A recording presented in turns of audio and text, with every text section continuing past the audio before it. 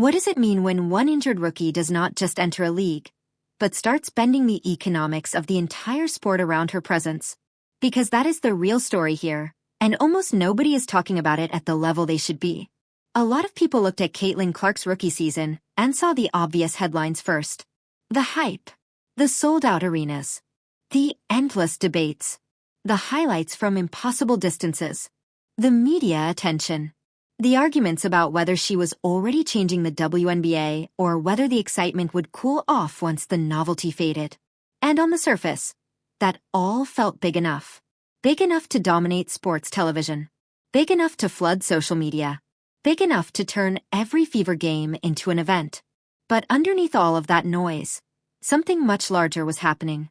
This was not just about a talented scorer entering the league. It was not just about a famous college star bringing her fan base into the pros.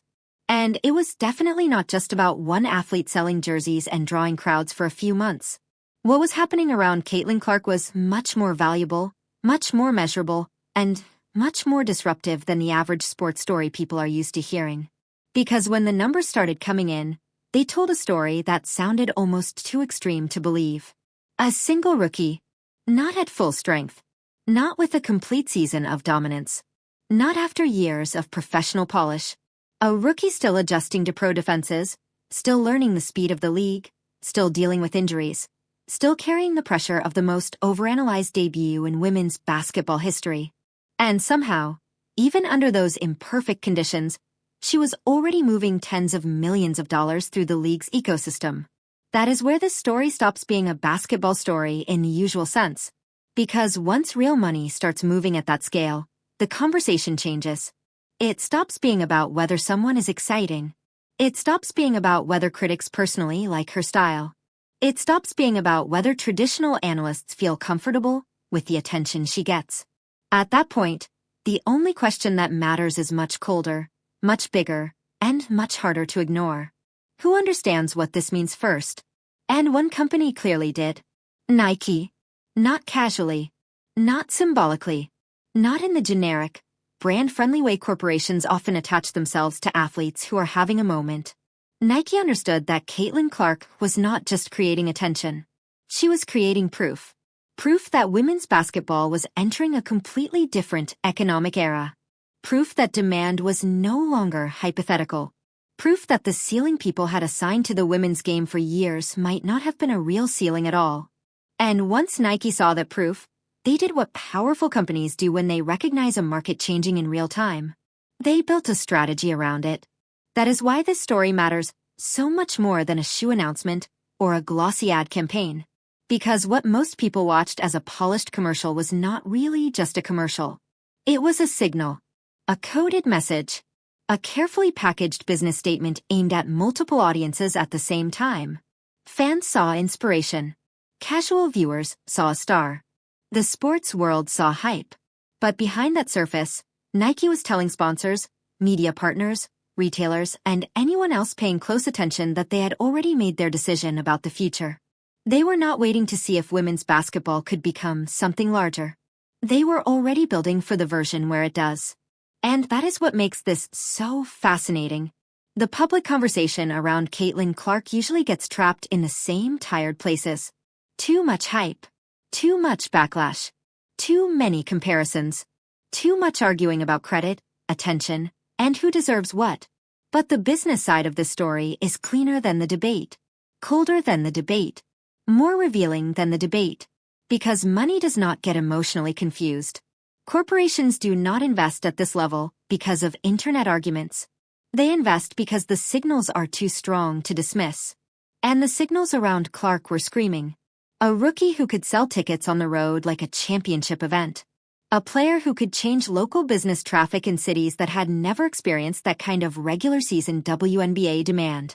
A media figure whose game started pulling in viewers far beyond the league's traditional audience. A star whose appeal crossed into age groups, demographics, and casual fan segments that normally do not converge around one women's basketball player at the same time. That is not normal growth. That is not ordinary popularity. That is market disruption. And once you understand that, everything else starts to look different. The commercial looks different. The timing of the signature shoe looks different. The way Nike reportedly approached pricing and distribution looks different. Even the smallest storytelling choices begin to feel less emotional and more strategic. Less sentimental and more structural. Less about celebrating the past and more about preparing the future. Because Nike was not simply honoring what Caitlin Clark had already done. They were mapping out what they believe she is about to unlock. And that is where this gets even bigger than one player. Because if Nike is right, then this is not just the rise of a superstar. This is the beginning of a new commercial model for women's sports. A model built around mass visibility, mass accessibility, and mass demand. A model that does not depend on asking audiences to care out of fairness or obligation, but instead shows undeniable evidence that the audience is already here. The money is already moving, and the infrastructure now has to catch up. That kind of shift is rare. Sports history is full of big names, but only a few become turning points. Only a few become proof that an old business assumption is no longer valid. And when that happens, the story is never just about talent. It becomes about timing, leverage, branding, risk, and who is prepared to move fast enough when the ground starts changing underneath them. Caitlin Clark's rise has all of those ingredients. The talent is obvious. The attention is obvious. The controversy is obvious. But the real story is hidden in the pattern underneath all of it. Why did Nike frame her the way they did? Why are so many of their choices pointing toward scale instead of scarcity? Why did the company seem willing to think bigger, longer, and more globally than people expected? And why did what looked like a simple commercial feel, to people watching closely, like something much more deliberate than ordinary athlete marketing? Those questions lead to a much more important one. What exactly did Nike see? Because whatever they saw, they did not treat it like a temporary craze. They treated it like the foundation of a franchise. And once you start pulling on that thread, the whole story opens up in a way that makes the usual headlines feel almost small. The rookie season becomes more than a rookie season. The ad becomes more than an ad. The shoe becomes more than a shoe. And Caitlin Clark becomes more than the biggest new name in the WNBA. She becomes the center of a much larger business experiment, one that could end up reshaping not just how women's basketball is marketed, but how it is valued. And the strangest part is that Nike may have told everyone exactly what they were doing. They just hid it in plain sight. Long before arenas started selling out, before television ratings exploded, before sponsors and executives started quietly recalculating the value of women's basketball, the foundation of this entire story was being built in a much simpler place. A driveway in Iowa. At first glance, that detail sounds like the kind of sentimental origin story brands love to tell about athletes. A kid practicing outside. A hoop in front of the house. Endless hours shooting until the sun goes down. Sports marketing has used that image for decades because it feels relatable and nostalgic. But in this case, the driveway was not just a symbol. It was a problem. The surface where Caitlin Clark first learned to shoot was not level. It was slanted in a way that subtly changes everything about how a developing player builds their mechanics. When a court tilts even slightly, your body starts compensating for the slope. Your release angle adjusts without you realizing it. Your balance shifts. Your shot trajectory begins adapting to the flaw in the surface rather than developing clean fundamentals. Most kids would never notice something like that. And most adults would simply say the same thing parents everywhere say, when conditions are not perfect. Just adjust. Just work with what you have. But that is not how this story went. Instead of telling his daughter to adapt to a broken surface, Clark's father made a different decision. He tore up the concrete and poured a new driveway that was level enough to support proper shooting mechanics. He even built a regulation three-point line into the court so she could practice from the same distances she would eventually face in real games. That decision might sound small now. At the time, it was anything but. Because what happened in that driveway revealed something about Clark's competitive personality that would follow her through every stage of her career. She was not interested in adapting to flawed environments. She wanted to eliminate the flaw. That mindset would show up again and again as she climbed through the levels of basketball. Coaches noticed it when she began shooting from distances most young players were never encouraged to attempt. Defenders noticed it when her range started forcing them to guard territory that traditional defensive systems were not built to cover. Analysts noticed it when her style refused to conform to the cautious shot selection many players were taught growing up. And eventually, entire scouting reports began revolving around it. Because the deeper Clark's range became, the harder it was for defenses to solve the equation she was creating on the floor. Guard her too tightly from far away, and she would drive past the coverage. Give her space and she would launch shots from distances that turn normal defensive positioning into a mistake. This is where the driveway story stops being cute and starts becoming important. That slanted surface forced a decision very early in her development. Either accept the environment as it was and adapt your game to its limitations, or rebuild the environment so it no longer limits you. Clark chose the second option. And that pattern kept repeating. Every time a new level of competition presented doubts about whether her game would translate, she responded the same way. Not with arguments. Not with long explanations about why critics were wrong. Instead, she answered the questions the only way that actually shuts critics up in sports. She performed. From deep three-point shots that stretched defenses beyond their comfort zones, to high-pressure moments where hesitation simply did not exist in her game, Clark developed a reputation for responding to skepticism with results. The higher the level of competition, the more people wondered whether the style would hold up. The higher the level of competition, the more the style seemed to thrive. That pattern is important because it eventually became the exact framework Nike used to build their messaging around her. When people watched the commercials celebrating Clark's rise, many assumed they were simply watching a highlight package wrapped in inspirational storytelling.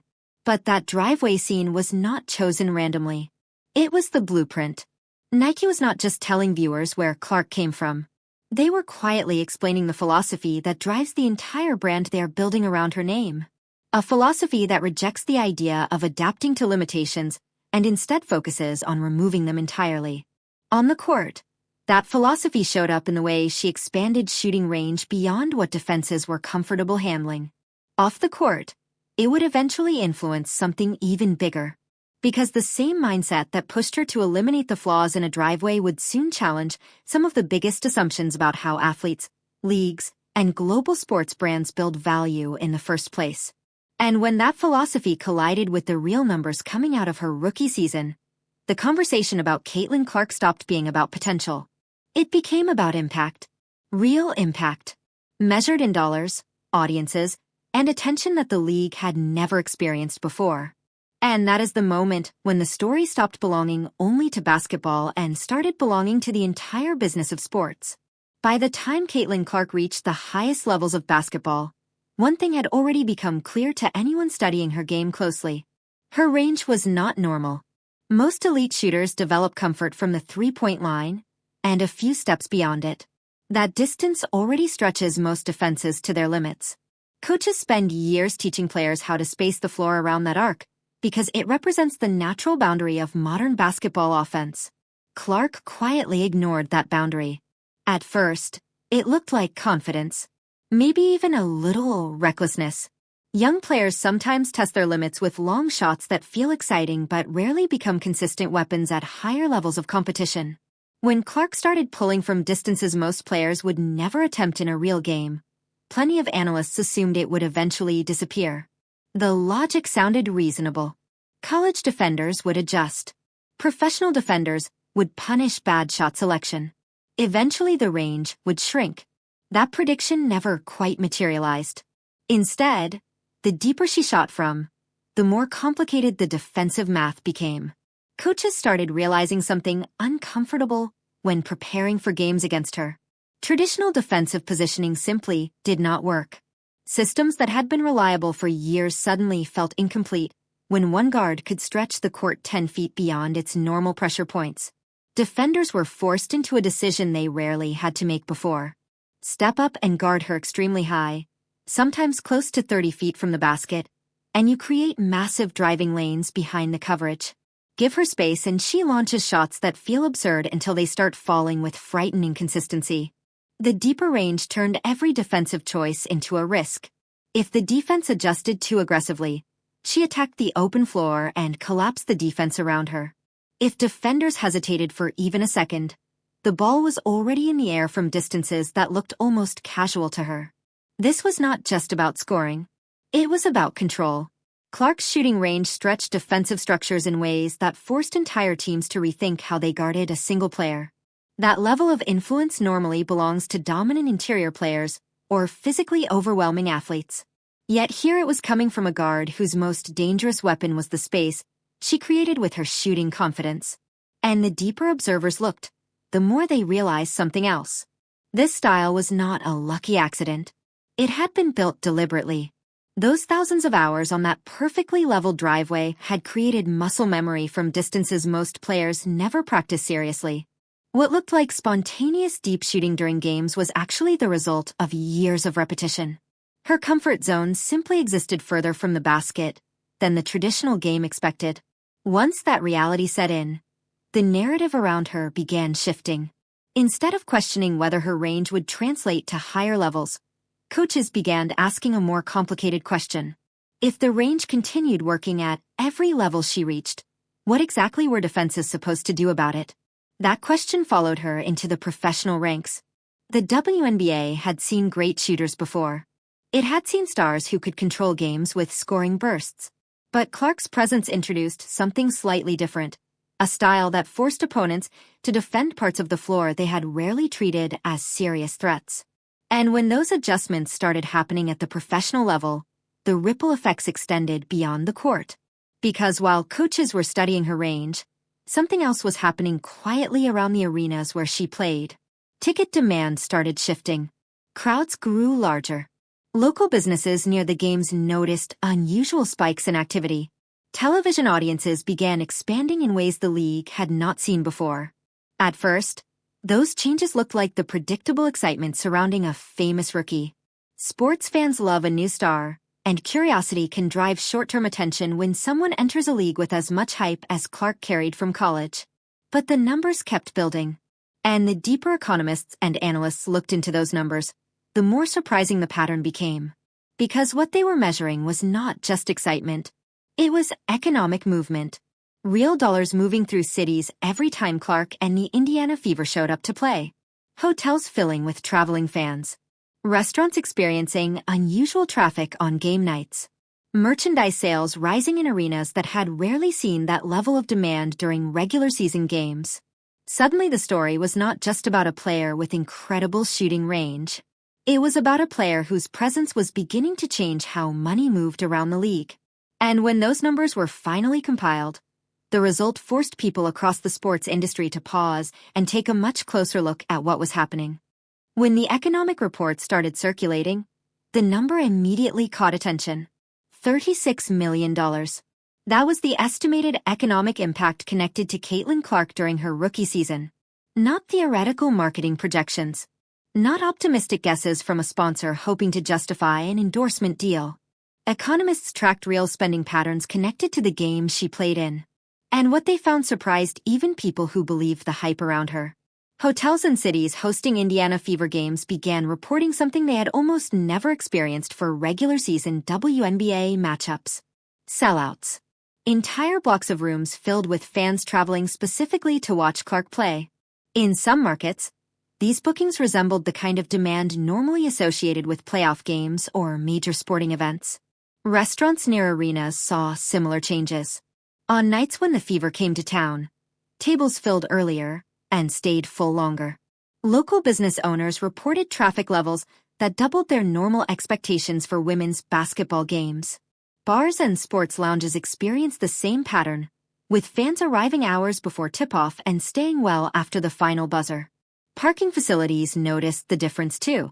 Lots that rarely reached capacity during regular season games suddenly had lines forming outside them. Vendors selling merchandise inside arenas began hitting numbers that had previously only appeared during championship runs. One rookie, one player, moving money through local economies in ways the league had rarely seen. But the context around that number made it even more difficult to process. Clark was not operating under perfect conditions that season. She dealt with injuries that forced her to miss games. She was still adjusting to the speed and defensive complexity of the professional level. Opposing teams were designing entire defensive schemes to contain her influence. And yet, Despite those limitations, the economic ripple effect around her continued growing. To understand how unusual that was, analysts compared her impact to the broader league economy. The WNBA, with all 12 teams combined, had an estimated economic footprint of around $133 million during that same season. That number included ticket sales, local spending around arenas, and other related economic activity generated by games. Clark alone was responsible for more than a quarter of that total, a rookie accounting for roughly 25% of the league's economic movement. Those kinds of ratios are rare in sports. Even the biggest superstars in major leagues rarely shift the economic balance of an entire league so dramatically in their first season. Usually it takes years for players to reach that level of influence. Years of playoff runs. Years of marketing campaigns. Years of slowly building fan loyalty. Clark produced a measurable impact almost immediately. And that fact answered one of the most important questions corporate executives ask before committing massive investments. Is the demand real? Because hype can be manufactured. Social media buzz can be engineered. Marketing campaigns can temporarily inflate public attention. But real economic activity is much harder to fake. When people start traveling across cities and states to attend games, when businesses near arenas see measurable increases in revenue, when television ratings begin rising alongside attendance numbers, the signals become harder to dismiss. Something genuine is happening. That is exactly what Nike began seeing when they studied the numbers connected to Clark's rookie season. For them, the $36 million figure was not just impressive. It was proof. Proof that audiences were willing to spend money connected to women's basketball when the right star and the right story arrived at the same time. Proof that interest in the league could expand beyond its traditional fan base. Proof that the ceiling people had assumed existed for women's sports might have been artificially low. Inside Nike, those kinds of signals trigger a very specific type of conversation. Not whether to invest, but how aggressively to move once the opportunity becomes clear. Because companies like Nike do not build billion-dollar franchises around athletes based on personality alone. They look for patterns that suggest sustainable demand, repeatable engagement, the ability to attract audiences across multiple demographics. Clark's rookie season was producing exactly those signals. Attendance numbers were climbing. Viewership was rising. Merchandise demand was growing.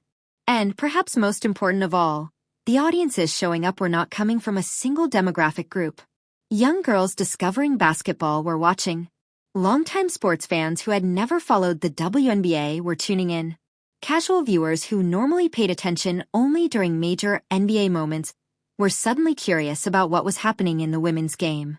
When multiple audiences begin converging around the same player, the business potential expands dramatically. Advertisers notice. Broadcasters notice. Sponsors notice. And Nike definitely noticed. Because the $36 million impact was not the ceiling of what Clark could generate. If anything, it represented the most conservative measurement possible. A rookie season, partial injuries, limited professional experience, still learning the league. For Nike, the number represented something much more valuable. A baseline. If that level of economic movement could happen under imperfect conditions, what would the numbers look like when the full machine behind her brand was activated? What happens when the player is healthy? What happens when the audience continues growing? What happens when a signature shoe enters the market? Those questions began shifting the internal conversation at Nike from cautious evaluation to strategic planning. Because once the company believed the demand was real, the next step was no longer about observation. It was about construction, building a franchise around the momentum already forming. And the first clue about how they intended to do that appeared in a place where most viewers did not expect to find it. Inside a commercial that almost everyone treated as simple hype. When most people watched Nike's commercial celebrating Caitlin Clark, they saw exactly what they expected to see. A clean highlight reel. Powerful shots. A few celebrity cameos. An emotional origin story. It felt like a classic athlete hype video, the kind that brands release all the time when they want to celebrate a rising star and build excitement around a new partnership. The production looked polished, the pacing was tight, and the message seemed simple enough. Here is a generational talent whose journey deserves recognition. Casual viewers watched it, enjoyed it, and moved on. But for people who spend time studying sports marketing, something about the commercial felt slightly different. Because beneath the inspirational tone, the structure of the ad was unusually deliberate. The celebrities appearing in the video were not just random faces included for entertainment value. The way they were framed created a pattern that repeated throughout the entire commercial. Doubt appeared. Questions were raised. Skepticism entered the scene. And then the response arrived in the same form every single time. Clark answered with shots. No speeches. No emotional monologues. Just results. That structure mirrored the exact narrative pattern that had followed her career from the beginning. At every stage of her rise, doubts had surfaced about whether her game would translate to the next level. Analysts questioned whether her deep shooting range would survive stronger defenses. Critics wondered whether the attention surrounding her would fade once she entered professional basketball. And each time the same thing happened. The questions appeared first. The answers followed through performance. Nike's commercial recreated that entire storyline in compressed form. To casual viewers, it looked like storytelling. To industry insiders, it looked like something closer to a presentation. Because the ad was not just celebrating Clark's success, it was demonstrating a repeatable pattern. A cycle where skepticism drives attention, attention fuels performance, and performance converts that attention into something measurable. That kind of pattern is extremely valuable in sports marketing. It means the story does not rely on a single viral moment. Instead, it generates ongoing engagement because every new level of competition creates new doubts, and every new performance creates another moment of proof. Nike understood that pattern very clearly, which is why the commercial felt less like a tribute and more like a document. A visual case study showing exactly how Clark's rise had unfolded and why the company believed that rise was not temporary. The message hidden inside the commercial was subtle but powerful. This is not a trend. This is a system.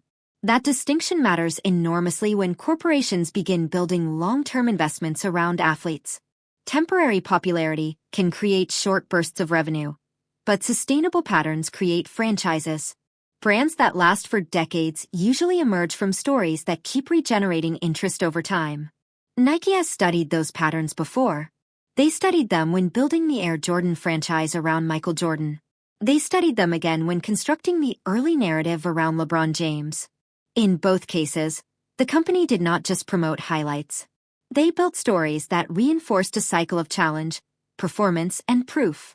That same blueprint was quietly visible in Clark's commercial. And the audience Nike cared about most was not necessarily the fans watching on their phones. It was the decision-makers watching behind the scenes. Sponsors evaluating whether women's basketball had become a reliable advertising platform. Broadcast networks deciding whether to expand their investment in WNBA programming. Retail partners considering how much shelf space they should dedicate to women's basketball merchandise. Those audiences were not just looking for inspiration. They were looking for evidence. Evidence that the surge in attention around Clark was not fragile. Evidence that the audience growth could continue. Evidence that investing more resources into the women's game would generate measurable returns. Instead of delivering that evidence through spreadsheets and corporate presentations, Nike embedded it inside a piece of storytelling that could circulate everywhere. The highlight shots showed the talent. The origin story showed the personality. But the underlying structure showed the pattern. Doubt appears. Clark performs. Attention multiplies. Demand grows. For people paying close attention, the commercial felt less like advertising and more like a signal that Nike had already reached a conclusion. They were not experimenting with Clark as a marketing opportunity. They were preparing to build something much larger. And the next move they made revealed just how different their strategy was from the traditional sneaker industry playbook. When most athletes receive a signature shoe deal, the strategy behind it is almost always the same. Scarcity. For decades, the sneaker industry has relied on a very specific formula to build hype around signature lines. Limited releases. Small production numbers. Exclusive drops that sell out within minutes. The goal is to create an atmosphere where the product feels rare, valuable, and difficult to obtain. That formula has produced enormous success. The Air Jordan franchise built its empire around controlled supply and overwhelming demand. Fans camped outside stores waiting for releases. Secondary resale markets turned sneakers into investment assets. Prices climbed higher every year because owning the product meant being part of something exclusive. LeBron James followed a similar model. Limited editions, premium pricing, collector culture. The strategy worked because exclusivity drives attention. When something becomes difficult to obtain, it instantly becomes more desirable. Scarcity turns a product launch into an event. So when Nike began building the plan for Caitlin Clark's signature shoe, most observers assumed the company would follow the same playbook. After all, Clark's popularity created the perfect environment for limited releases. Fans were already eager to connect with her brand. Sneaker collectors were curious about the first major women's basketball shoe tied to a player generating this much attention. From a traditional marketing perspective, the path seemed obvious. Produce a limited drop. Watch demand explode. Let the resale market amplify the hype. But something unusual happened when Clark became involved in the design and strategy discussions. She pushed in the opposite direction. Instead of exclusivity, Clark reportedly argued for accessibility. Instead of limited releases, she supported broader distribution.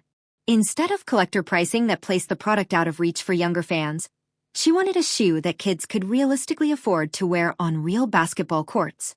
That proposal challenged one of the sneaker industry's most reliable business models. At first glance, it sounded risky. Scarcity creates higher profit margins per pair of shoes. When companies limit supply, they can raise prices while maintaining intense demand. Abandoning that structure means sacrificing the short-term profits that often accompany high-profile launches. Inside Nike, executives initially hesitated. The exclusivity model had decades of proven results. Why abandon something that works so consistently? Why walk away from a formula that had helped create billion-dollar franchises in the past? But then they examined Clark's idea more closely, and the numbers started telling a different story. If a product reaches a much larger audience at a slightly lower price point, the total volume of sales can grow dramatically. Instead of selling a small number of premium sneakers to collectors, the company could sell millions of pairs to everyday players, young athletes, and new fans discovering basketball through Clark's influence. That shift changes the entire structure of the business. Instead of focusing on short-term hype, the strategy focuses on long-term market expansion. Young players buying affordable basketball shoes today could become loyal customers for years. Entire communities that previously had limited access to women's basketball merchandise could suddenly participate in the culture surrounding it. Nike began recognizing something powerful inside that idea. Clark's popularity was already attracting audiences that traditional sneaker marketing had rarely targeted. Young girls entering the sport, families discovering the WNBA for the first time, casual fans who cared more about playing basketball than collecting limited edition footwear.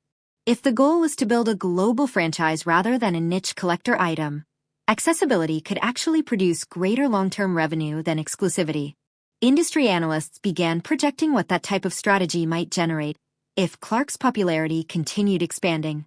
Some early projections placed the potential revenue for her signature line in nine-figure territory. That kind of projection is normally reserved for the most successful franchises in basketball footwear, brands that extend far beyond the court and become part of everyday sports culture. And suddenly the decision looked less risky. Instead of limiting Clark's brand to a small group of collectors, Nike could position her shoe as a gateway product for a massive global audience. A generation of players growing up with her name attached to the equipment they used on real courts. The strategy also aligned perfectly with the philosophy that had followed Clark throughout her career. When she encountered a limitation, her instinct was not to accept it. Her instinct was to remove it.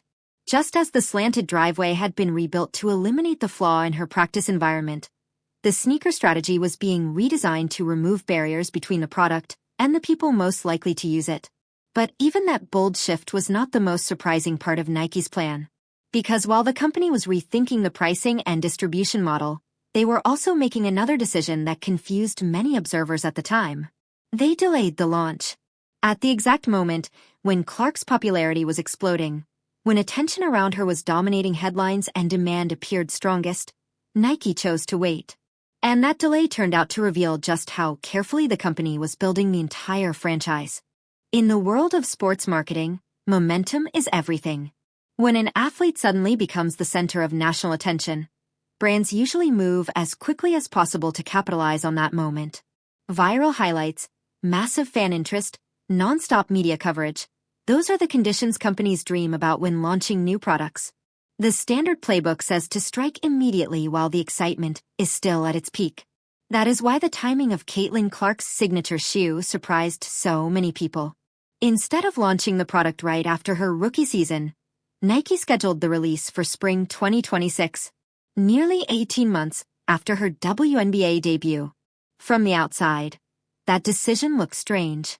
Clark had just finished one of the most talked about rookie seasons in basketball history. Her games were drawing record attention. Television ratings were climbing. Arena attendance was exploding. Social media was flooded with clips of her deep three-point shots and highlight passes. If there was ever a moment to release a shoe, this was it. But Nike didn't move. They waited. And when you examine the history of the company's most successful franchises, that decision suddenly starts making sense. Because Nike has used this exact strategy before. When the company built the Air Jordan line around Michael Jordan, they did not rush the release simply because the hype was strong.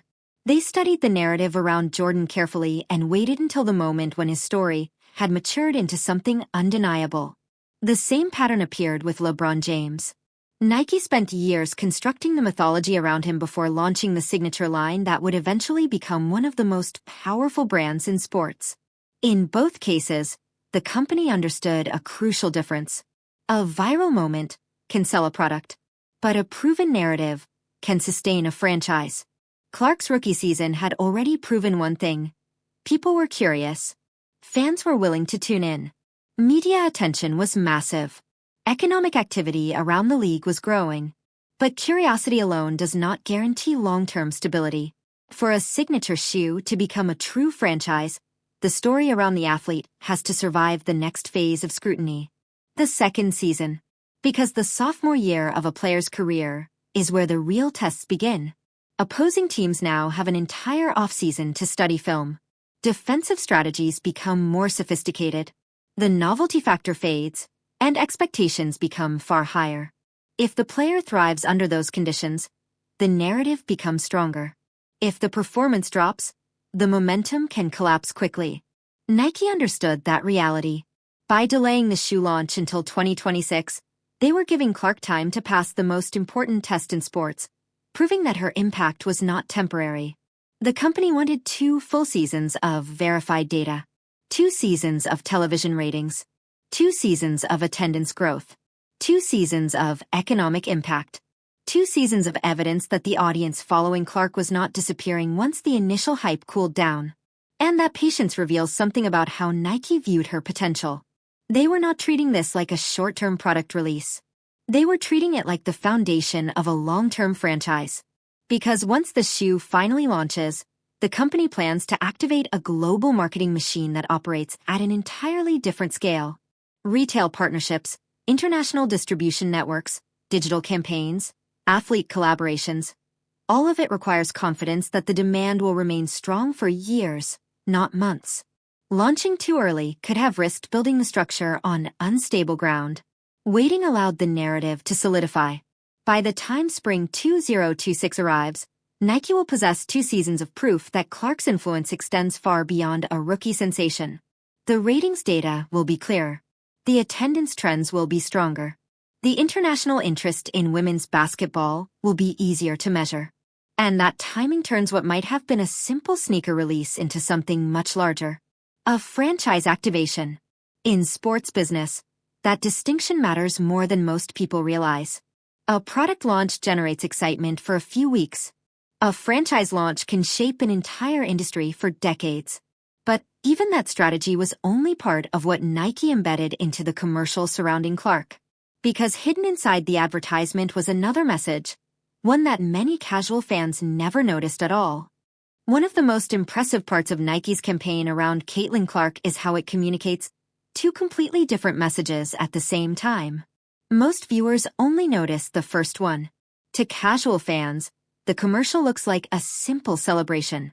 A young star rises from a driveway in Iowa, overcomes doubt, hits impossible shots, and becomes the face of a new generation of basketball. It's emotional, fast-paced, and inspiring. The kind of storytelling that makes people feel good about the athlete and excited about the future. That layer of the ad works perfectly for the general audience. People share it. They talk about it. They feel connected to the story. But that is only the surface. Because underneath that inspirational narrative is a second message aimed at a completely different group of viewers, the people who control money, media rights, sponsorship budgets, and global retail strategy. Those viewers were not watching the commercial for emotional storytelling. They were watching it for evidence. And the ad quietly delivered exactly that. Every moment in the commercial was structured to reinforce proof of demand. The crowds shone around Clark's games. The shots of arenas filled with energy. The narrative of a player drawing attention from people who previously had no connection to women's basketball.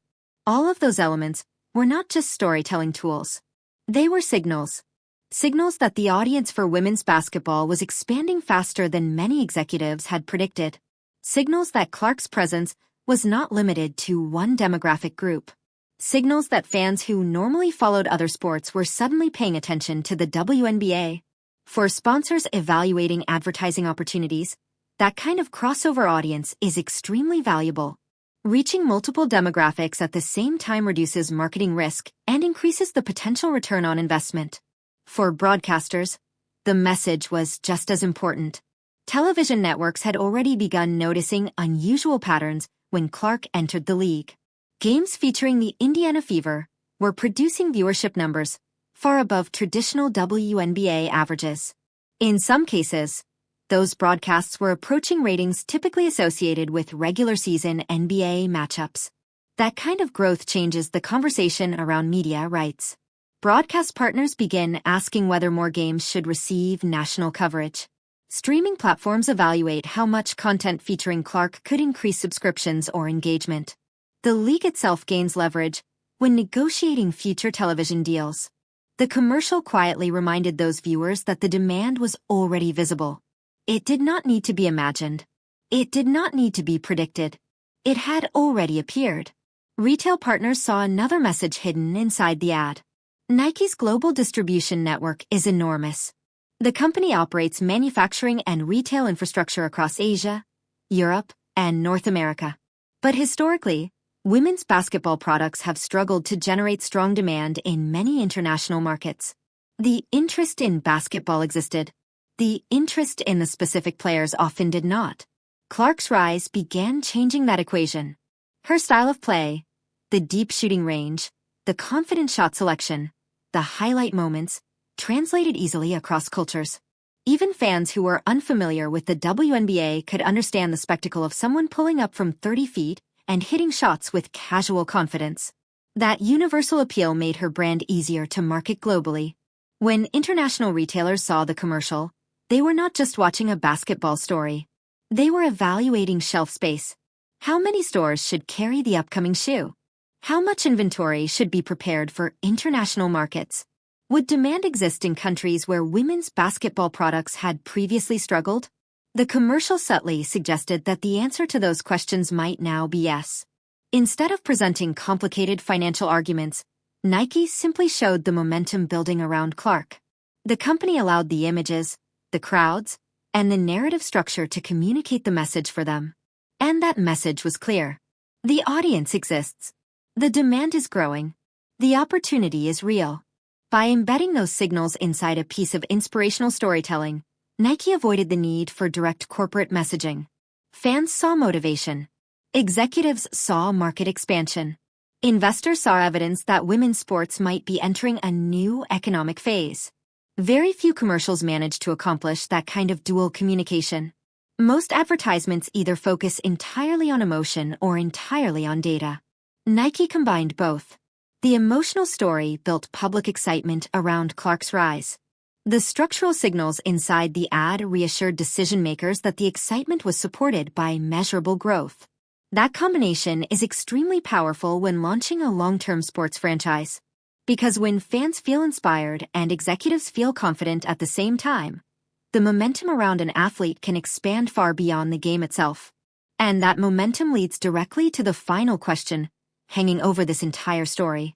A question that will determine whether Nike's massive bet on Caitlin Clark transforms women's basketball forever, or simply becomes one of the most impressive marketing campaigns the sport has ever seen. The answer depends on something much larger than one player. By the time the spring 2026 shoe finally arrives, the real story will no longer be about a rookie season. It will be about momentum. 2 full years of measurable growth. 2 seasons of attendance numbers, television ratings, merchandise demand, and audience expansion all pointing in the same direction. The curiosity that followed Caitlin Clark into the league will either have faded, or it will have evolved into something much stronger. And if the data continues following the pattern Nike believes it will, the launch of that shoe will not feel like a normal product release. It will feel like a signal that the business model of women's basketball has officially changed. Because everything surrounding Clark's rise points toward a much bigger shift in the economics of the sport.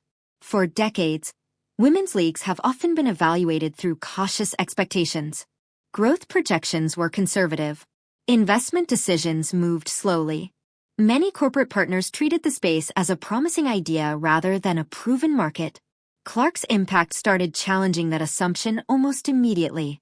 Arena attendance moved. Local economies around games moved. Television audiences moved. And once those signals started appearing together, the conversation stopped being theoretical. It became measurable. Nike's strategy around Clark reflects that realization. The accessible pricing strategy expands the potential audience. The global distribution approach opens markets that historically received very little attention in women's basketball. The delayed launch timing ensures that the story surrounding her career has time to mature into something sustainable rather than temporary.